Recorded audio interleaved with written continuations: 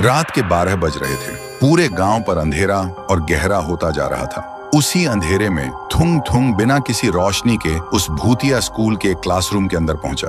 अंदर एक अजीब सी खामोशी और ठंडक थी, जैसे दीवारें भी सांस ले रही हों। तभी उसकी नजर टेबल पर रखे उस रजिस्टर पर पड़ी। देखते ही थुंग थुंग चिल्ला उठा, कौन हो तुम? मेरी सीता ने क्या किया? सामने आओ।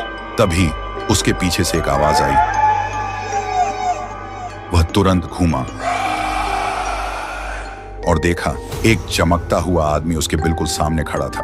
वह आदमी धीरे से बोला, मेरा नाम राइस्टार है।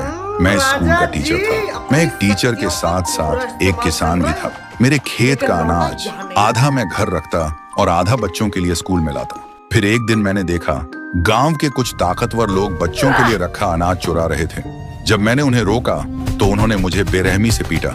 मैं दर्द से चीखता रहा, भीख मांगता रहा, पर उन्होंने मुझे जान से मार दिया।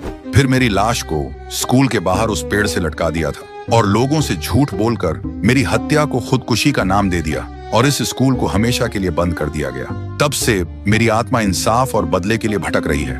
थुंग थुंग रोते हुए बोला, पर इसमें सीता और बाकी लोगों की क्या गलती? किसी और की गलती किसी और को क्यों भुगतनी पड़े? और सीता के पेट में जो मेरा बच्चा है उसकी क्या गलती है? कुछ देर तक राइस्टार चुप रहा, फिर बोला, ठीक है, अगर तुम गांव वालों को पूरा सच बता दो तो मैं कभी किसी को कुछ नहीं करूंगा।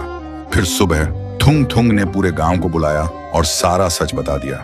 सच सुनकर गांव वाले हैरान रह जाता है। फिर पूरा गांव स्कूल के पास जाकर घुटनों के बल बैठकर राइस्टार की आत्मा से माफी मांगने लगता है। माफी मांगते ही वो रजिस्टर जलकर राख हो गया। उस दिन के बाद धारमपुर में कभी कोई अचानक मौत नहीं हुई और कुछ दिन बाद सीता ने एक प्यारे से बच्चे को जन्म दिया।